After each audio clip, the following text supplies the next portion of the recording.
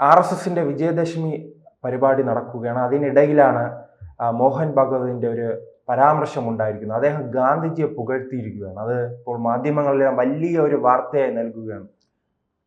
അങ്ങനെയല്ല, വിജയദശമി ദിനത്തിലാണ് RSS സ്ഥാപിതമായത്. 100 വർഷം മുമ്പ് ഇത് വിജയദശമി ദിനത്തിൽ. അപ്പോൾ അതിൻ്റെ ഒരു അനുസ്മരണമായിട്ട് എല്ലാ വർഷവും നാഗ്പൂരിൽ തന്നെ വിജയദശമി പ്രഭാഷണം നടത്താറുണ്ട്. പ്രസ്താവനീയമായ കാര്യങ്ങൾ അതിൽ പറയാറുണ്ട്. ഞാനതാണ് മുമ്പ് നേരത്തെയുള്ള വീഡിയോയിൽ പറഞ്ഞത്. അങ്ങനെ ഒരു പ്രഭാഷണത്തിൽ ശ്രദ്ധേയമായിട്ടുള്ള കാര്യങ്ങൾ പറയും എന്നുള്ളത്. ഈ പ്രാവശ്യം ആ പ്രഭാഷണത്തിൽ നമ്മൾ കേട്ടത് മഹാത്മാഗാന്ധിയെ പുകഴ്ത്തിക്കൊണ്ടുള്ള അദ്ദേഹത്തിൻ്റെ വാക്കുകളാണ്. അദ്ദേഹം അടിച്ചമർത്തലിൽ നിന്ന് ഇന്ത്യയെ രക്ഷിച്ചു. അദ്ദേഹം ദാർശനികനായിട്ടുള്ള ഒരു നേതാവായിരുന്നു. ഹിന്ദു സ്വരാജ് അദ്ദേഹം നടപ്പാക്കി. അതുപോലെ അദ്ദേഹം പ്രാണാർപ്പണം നടത്തി. അതിനെക്കുറിച്ചാണല്ലോ എല്ലാവരും RSSകാർ കൊന്നു എന്ന് പറഞ്ഞു. അത് ഇവരൊരു ബലിദാനം അദ്ദേഹം നടത്തി എന്നാണ് പറയുന്നത്. അതായത് തങ്ങൾക്ക് അതിൽ പങ്കില്ല എന്നുള്ളത് വളരെ കൃത്യമായിട്ട് അതിൽ നിന്ന് ഒഴിഞ്ഞു മാറിക്കൊണ്ട് വളരെ കോടതി പോലും അതിനെക്കുറിച്ച് ഒരു പരാമർശം നടത്തിയിട്ടില്ല. അതെ. എന്നിട്ട് പോലും കേരളത്തിൽ ഉൾപ്പെടെയുള്ളവർ ഇപ്പോഴും കവലകൾ തോറും മൈക്ക് കെട്ടി ഇത് പറയുന്നത് പതിവാണല്ലോ. അതെ, സത്യസന്ധതയുണ്ട്. RSS രാഹുൽ ഗാന്ധിയിൽ നിന്ന് വ്യത്യസ്തമായിട്ടുള്ള ഒരു ഗുണം എന്ന് പറയുന്നത് RSSന് സത്യസന്ധതയുണ്ട്. ഇപ്പം മഹാത്മാഗാന്ധിയെ കൊന്ന അവരാണെങ്കിൽ അവർ പറയും, ഞങ്ങളാണ് കൊന്നത്, ഉത്തരവാദിത്വം ഏറ്റെടുക്കുന്നു, ഇത് ഇന്നതുകൊണ്ടാണ് ചെയ്തത്, പക്ഷേ ഞങ്ങൾക്ക് അതിലിപ്പോൾ കുറ്റബോധമുണ്ട്, ഞങ്ങൾ മാപ്പ് പറയും. ആ സത്യസന്ധത അതൊരു സംസ്കാരമാണ്. ആ സംസ്കാരം RSSനുണ്ട്. രാഹുൽ ഗാന്ധിക്ക് ഒട്ടും ഇല്ല എന്നുള്ളതാണ് ഇവർ തമ്മിലുള്ള. അത് ഇന്ത്യയിലെ ജനങ്ങൾക്ക് അറിയാമല്ലോ, അതുകൊണ്ടല്ലേ മാറ്റി നിർത്തിയിരിക്കുന്നു. വർഷങ്ങളെ എല്ലാ തെരഞ്ഞെടുപ്പിലും അദ്ദേഹത്തെ പരാജയപ്പെടുത്തി വിടുകയും. മറ്റൊരു സംസ്കാരം കൂടിയുണ്ട്. അദ്ദേഹം മറ്റുള്ളവരെ എല്ലാം, ഏത് ഭരണഘടനാ സ്ഥാപനമായാലും കള്ളന്മാരെന്ന് വിളിച്ചു പറയാറുണ്ട്. ഇതിനുള്ള തൊലിക്കെട്ടി ഇന്ത്യയിലെ അധികം രാഷ്ട്രീയ നേതാക്കൾക്കില്ല.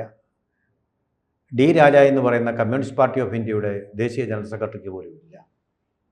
മറിച്ച് രാഹുൽ ഗാന്ധിയെ അങ്ങനെയുള്ള ഒരു ബുൾഡോസർ ഡോഗായിട്ട്, ബുൾഡോസർ നായയായിട്ട് കണക്കാക്കിയിരിക്കുന്നത്. തന്നെ കൊണ്ട് ഇത് പറയില്ല, കുരയ്ക്കാൻ പറ്റില്ല, കള്ളനെ പിടിക്കാൻ പറ്റില്ല.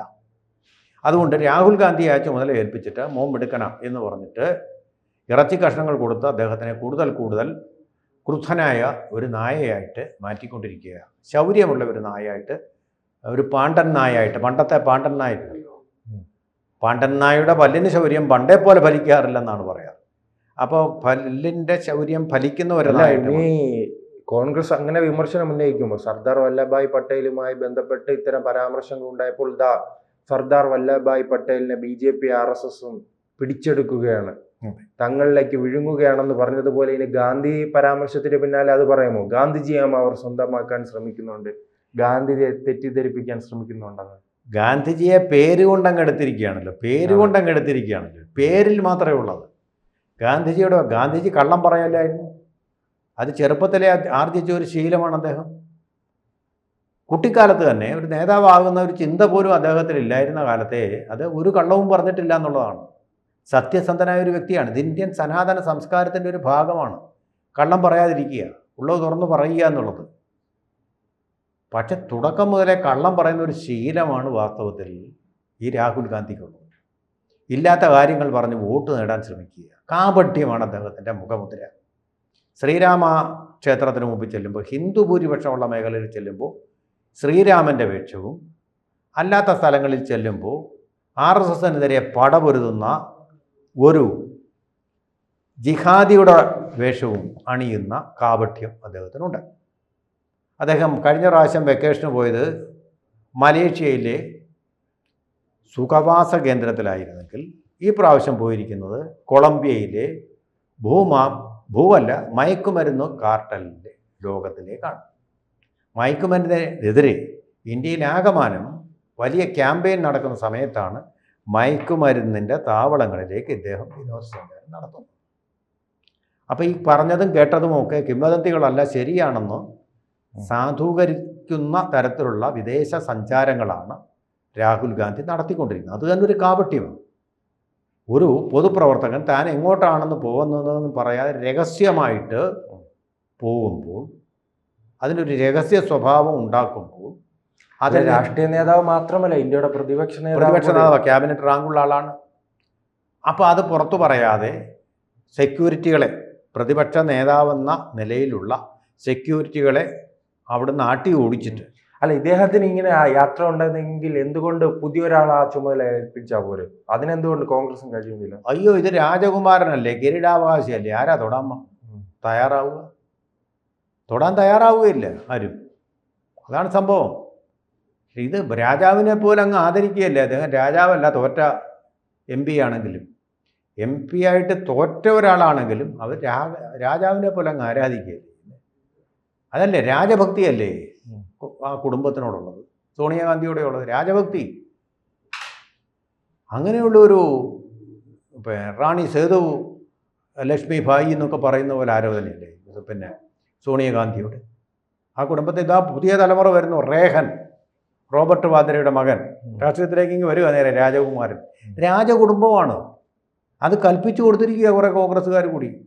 നമ്മുടെ അടുത്തൊന്നും വേണ്ട, രാജപദവിയൊന്നും എടുത്തുകൊണ്ട് വരണ്ട, അത് വേറെ കാര്യം. കോൺഗ്രസ്സുകാർക്ക് അദ്ദേഹം രാജകുമാരനും രാജമാതാവും ഒക്കെ, മഹാറാണി, ആ രീതിയിലാണ് അവർ വരുന്നത്. പ്രിവി പഴ്സില്ലെന്ന് മാത്രമേ ഉള്ളൂ, പഴ്സ് മാത്രമേ ഉള്ളൂ. അങ്ങനെയുള്ള ഒരു കുടുംബത്തിൻ്റെ ഗാന്ധി എന്നുള്ള പേര് അടിച്ചു മാറ്റി, ചരിത്രത്തിൽ നിന്ന് മോശം. ആ കുടുംബത്തിന് ഇനി വേദനിക്കുമോ ഈ RSS നേതാവിൻ്റെ ഈ പരാമർശം? അല്ല, വേദനിക്കുകയല്ല ചെയ്യുന്നത്.